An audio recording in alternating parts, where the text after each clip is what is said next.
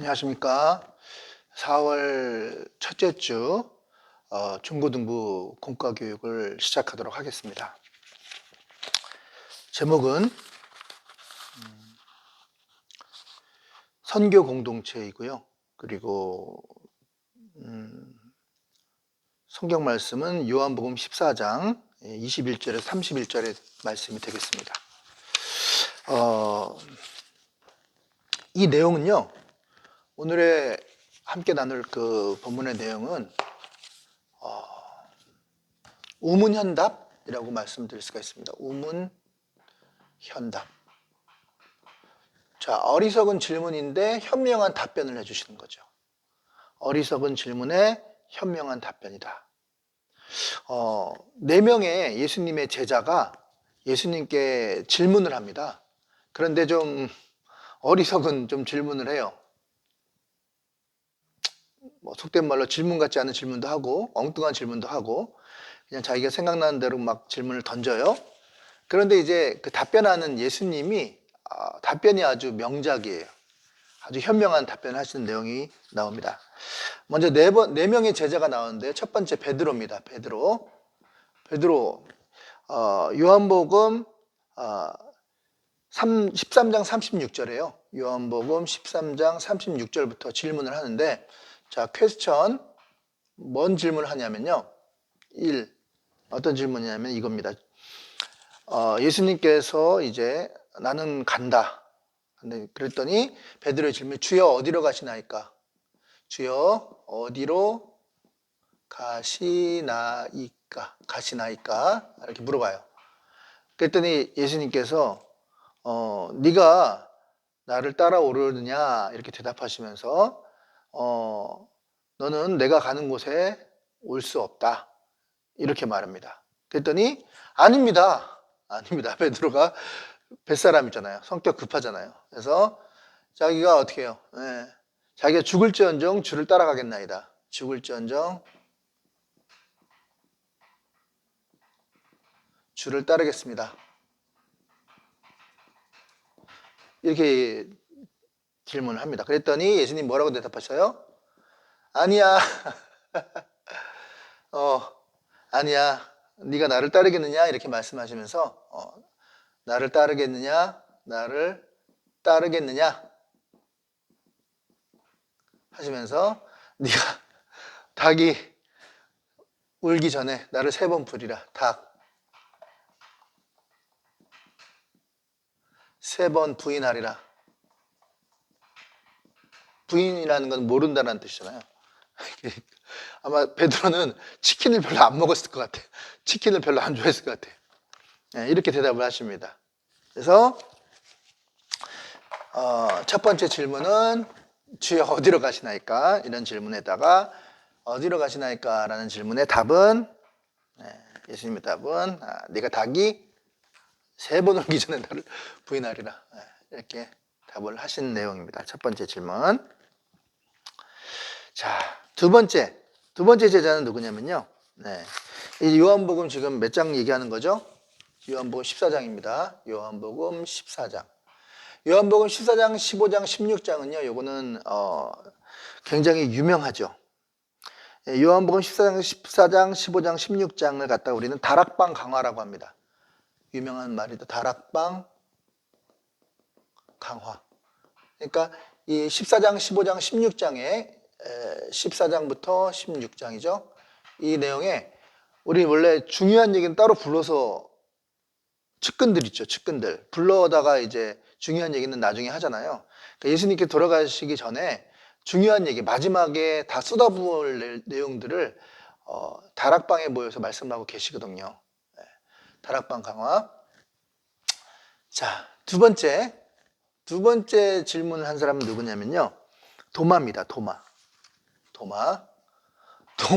도마니까 도마가 이름이 도마예요. 이름이 도마는 뭐라 그러냐면은 이렇게 물어봅니다. 도마의 질문 퀘스천 2 뭐라고 질문하냐면 주여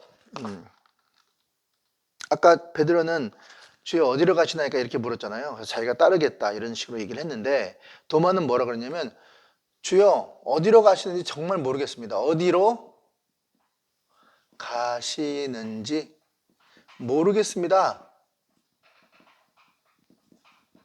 가르쳐 주십시오. 어디로 가시는지 가르쳐 주십시오. 네, 이렇게 물어봤어요.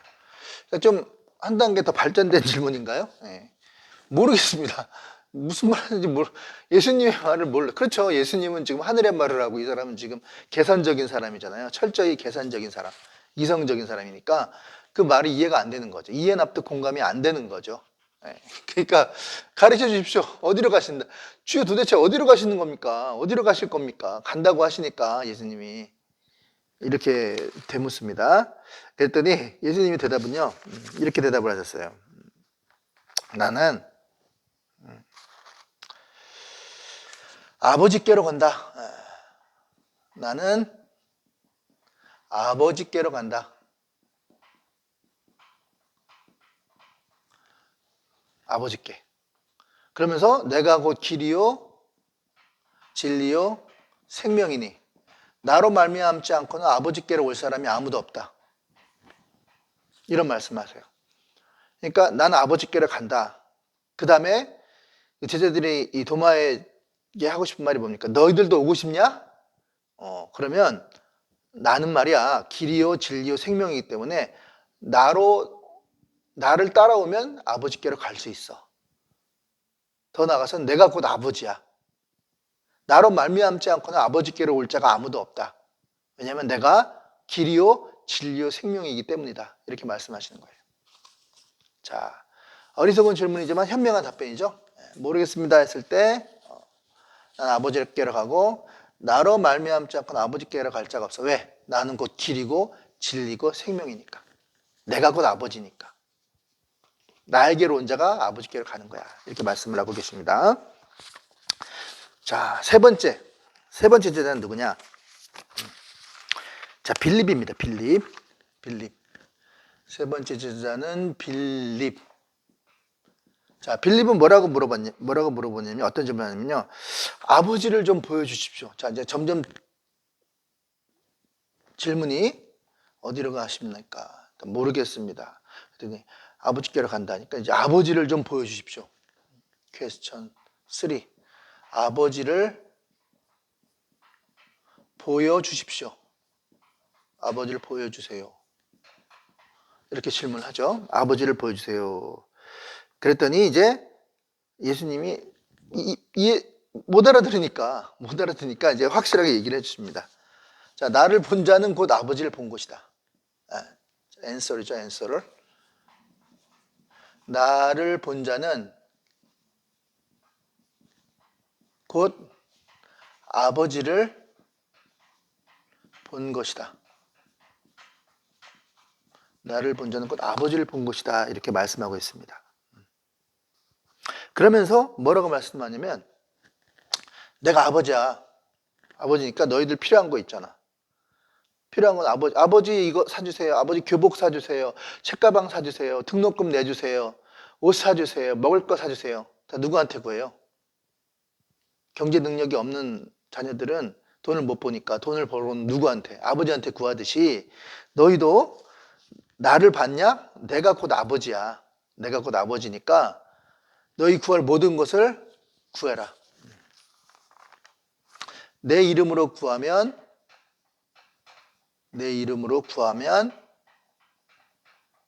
얻으리라. 무엇이든지 내 이름으로 구하면 얻으리라. 곧 아버지한테 청구를 하듯이 내가 곧 아버지니까 너희들 구할 건 다 나한테 구해.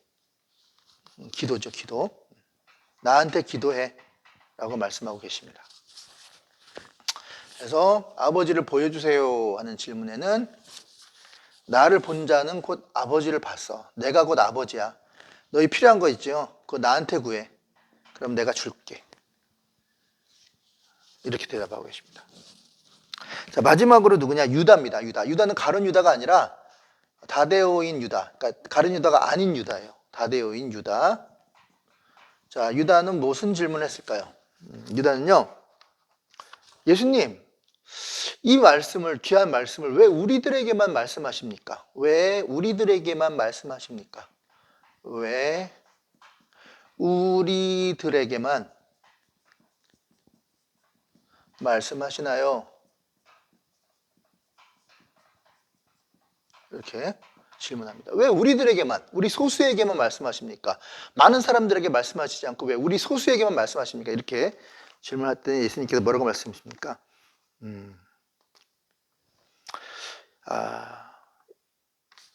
명확하게 뭐 이렇게 딱 부러지게 말씀을 안 했는데요. 제 나름대로, 자, 배타성과 소수성. 이게 무슨 말이냐면, 하나님께서는요, 많은 무리에게 말씀을 전하시고 또 오병이어의 기적도 베푸시기도 했지만 정말 중요한 일은 12명한테 다 쏟아부었거든요. 그러니까 어차피 그 많은 무리들이 예수님을 다 따라오리라고 생각하지 않아요. 다 각자의 생각이 있고 자기 주장이 있기 때문에 한 끼 뭐 한 번 이렇게 일시적으로 모여서 예배드리고 그렇게 할 수 있지만 정말 주님의 제자의 자리까지 올 사람은 얼마 없다는 거예요. 소수란 말이죠, 소수. 자, 이거는 즉 다시 말해서 나를 뭐라고 말씀하시냐면 나를 사랑하는 사람은 내 계명을 지킨다. 여기서 저는 이걸 알았습니다. 사랑의 상처. 예수님도 상처받기 싫은 거예요. 자, 유다의 질문은 뭐냐면 왜 우리들에게만 말씀하십니까? 라고 질문했을 때 예수님께서는 이렇게 말씀합니다. 나를 사랑하는 사람이 내 계명을 지킨다. 나를 사랑하지 않는 사람은 내 말을 잘 안 지킨다. 그러 뭐예요? 계명을 지키는 사람은 나를 사랑하는 사람이다. 이렇게 거꾸로 말씀드릴 수가 있죠. 너희들 내 말대로 할 수 있니? 내 계명을 지킬 수 있겠니? 그러면 너희들이 나를 사랑하는 사람이야. 나도 그렇기 때문에 너희들이 나를 사랑하는 걸 믿고 널 믿어. 너 나 사랑하는 걸 믿어. 그렇기 때문에 너희들한테 얘기하는 거야. 소수성, 배타성. 자, 근데 제자들이 예수님의 사랑에 부응했습니까? 부응하지 못했습니까? 부응하지 못했죠. 베드로는 3번 울고 도망갔죠.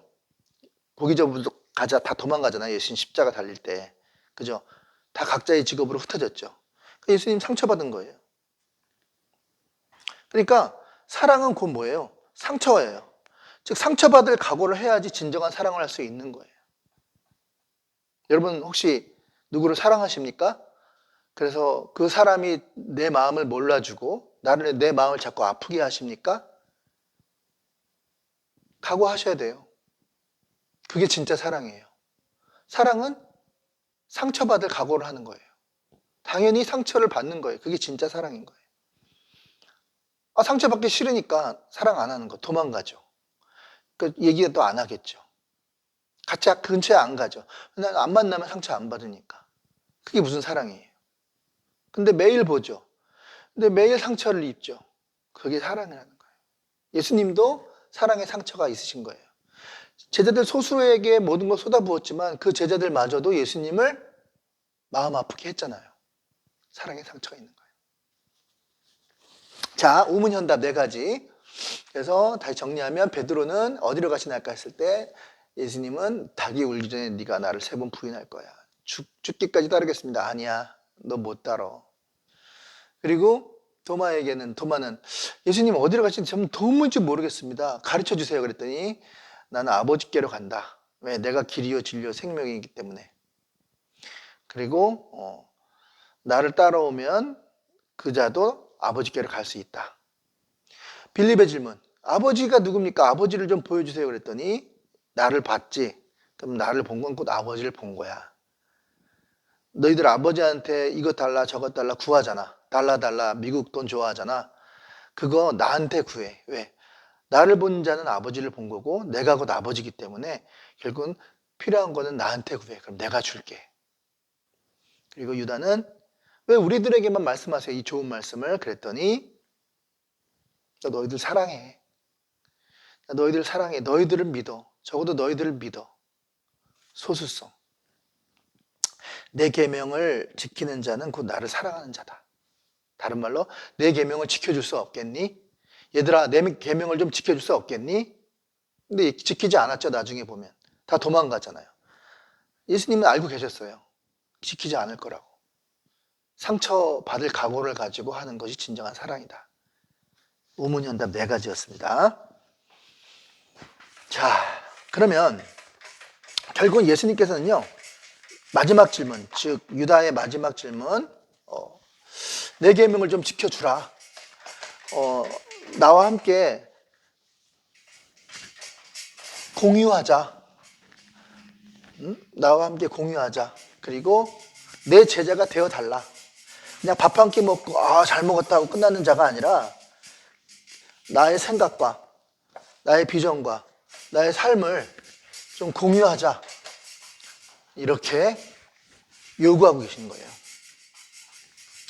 그래서 나를 사랑하는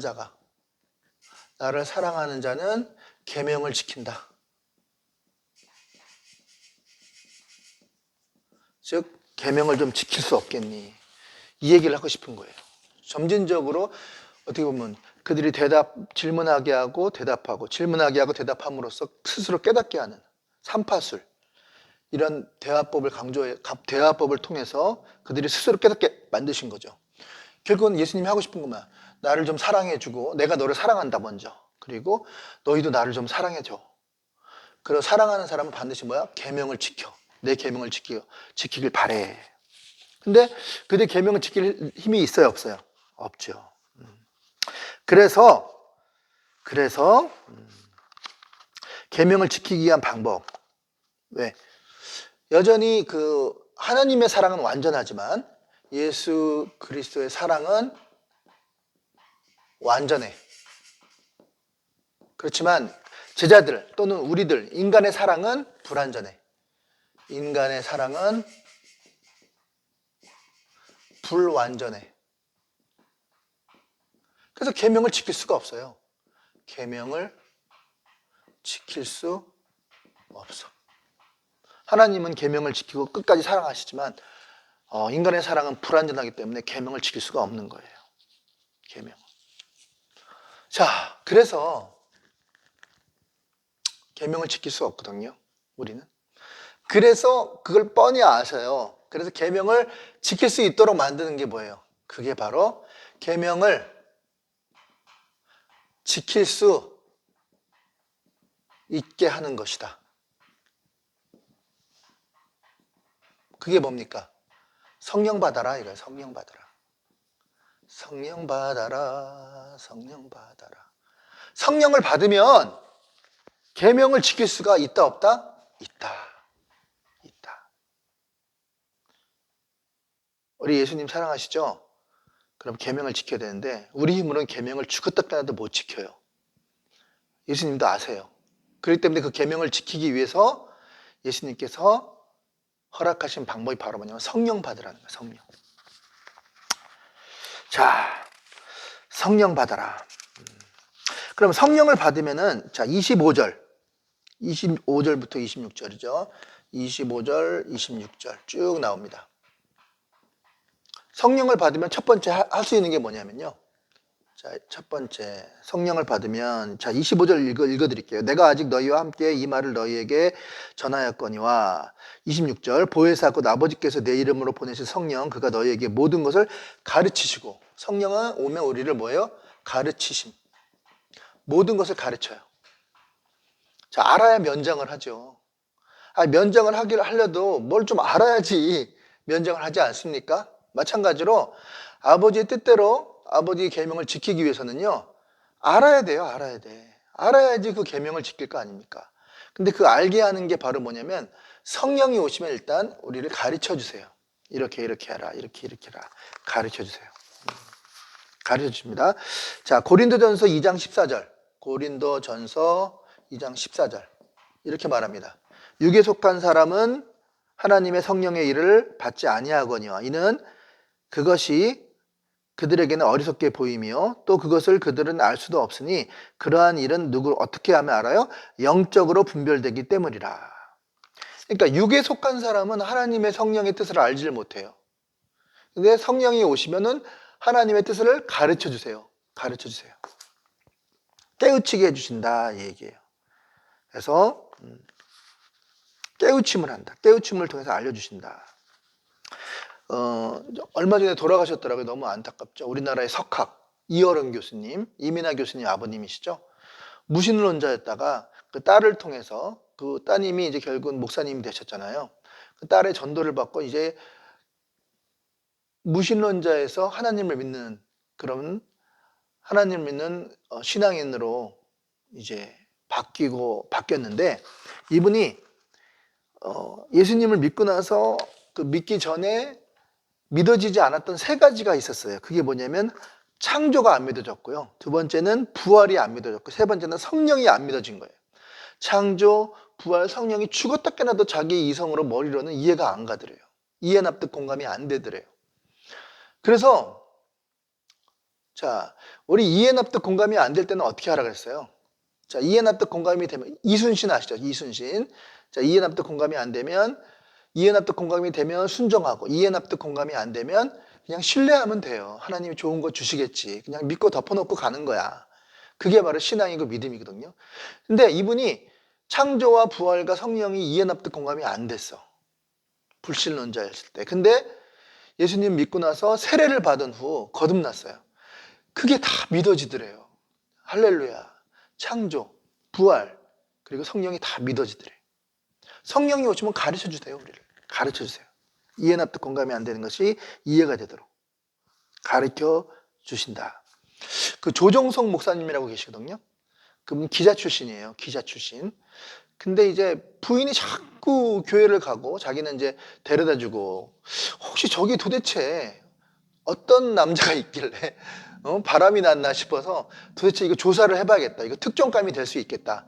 그래서 부인 따라서 이제 교회를 가기 시작했는데 거기서 하나님을 만나고 성령 체험을 하고 지금은 목사님이 돼서 힘있게 말씀을 증거하고 계시거든요.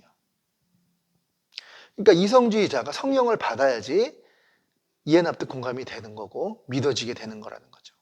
성령이 오시면 우리를 가르쳐 주신다라는 것을 알 수가 있다라는 것입니다. 자, 두 번째, 성령이 오시면 우리에게 알려주시는 것이 두 번째가 무엇이느냐? 생각나게 하신다. 두 번째는 성령이 오시면 생각나게 하신다. 생각나게 하신.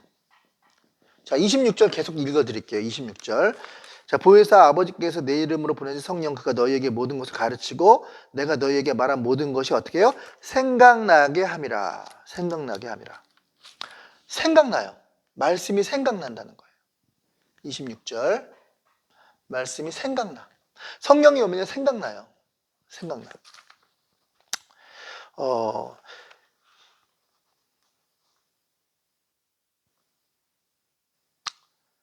시편 133편 3절. 시편 133편 3절에 뭐라고 말씀을 읽어드릴게요. 헐몬의 이슬이 시온산에 내린 같도다. 거기서 여호와께서 복을 명하셨나니 곧 영생이로다. 복을 명하심 영생이로다. 복이 곧 영생이다. 옛날에는 복이 영생인지 생각이 안 났거든요. 근데 성령이 오시니까 복이 곧 영생이구나. 영생. 저도 굉장히 아플 때가 사람이 있잖아요. 가끔 가다가. 그래서 이러다 죽는 거 아니야? 이러다 죽을 수 있겠다 할 때 너무 열이 많이 나고 아플 때. 그럴 때 다른 생각 안 나더라고요. 영생. 죽음은 영생. 그래, 죽음은 영생이지. 죽음이 끝이 아니야. 영원한 세계에 있어. 영생. 성령이 오신 것 같아요. 영생밖에 생각이 안 나더라고요. 영생, 영원한 생명에 대해서 생각을 별로 안 했는데 성령이 오시면 생각나게 하신다. 자, 또 시편 41편, 이사야서 41편 10절. 이사야서 41편 10절에 보면요. 두려워 말라. 내가 너와 함께함이라. 놀라지 말라. 나는 너의 하나님이 됨이라. 내가 너를 굳세게 함이라. 참으로 너를 도와주리라. 참으로 의로운 나의 오른손 너를 붙들리라. 인간에게 가장 두려운 거, 그것이 바로 인간의 그런 어떻게 보면 내면에 있는 두 가지가 뭐냐면 두려움과 욕심이거든요. 그래서 인간은 두려움은 피하려고 하고요. 욕심은 채우려고 합니다.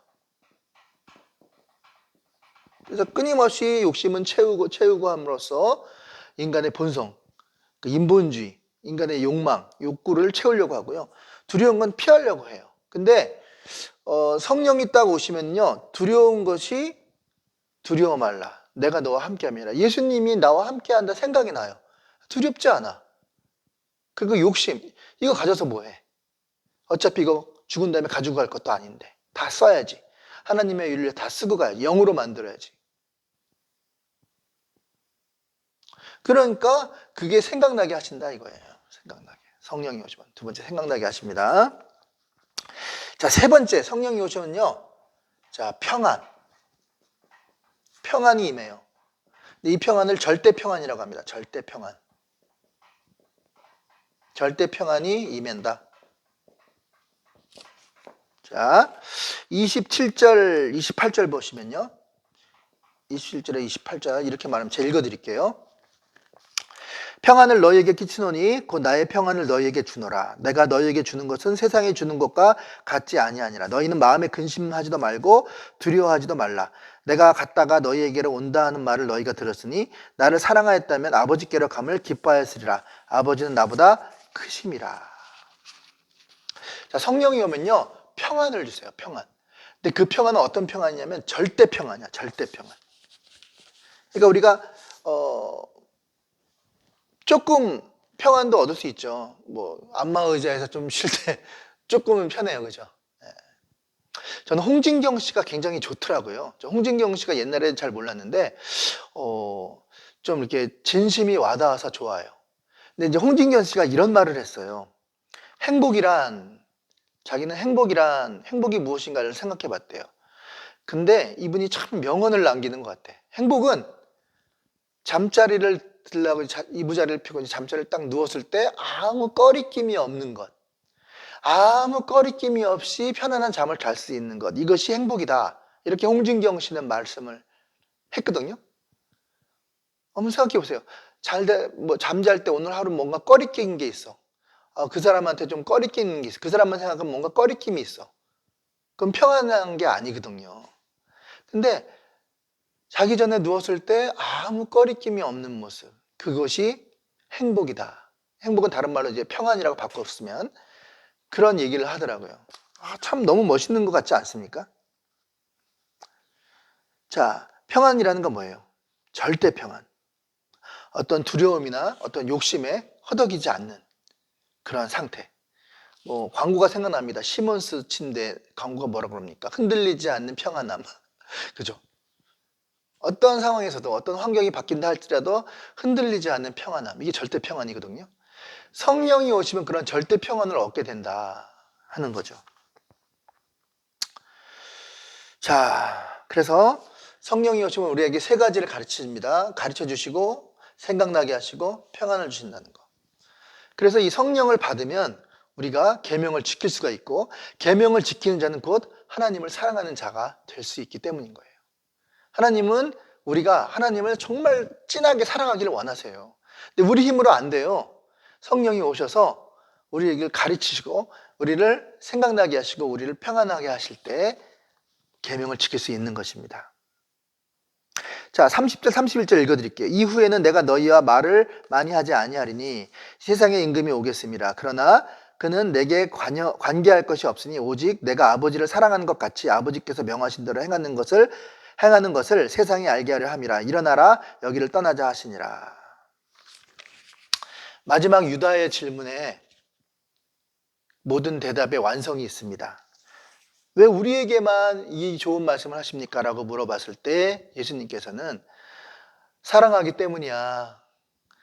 사랑하는 자는 내 계명을 지켜. 다시 말씀 뒤집으면 내가 너희들을 사랑해. 그리고 너희들도 나를 사랑해 줬으면 좋겠어.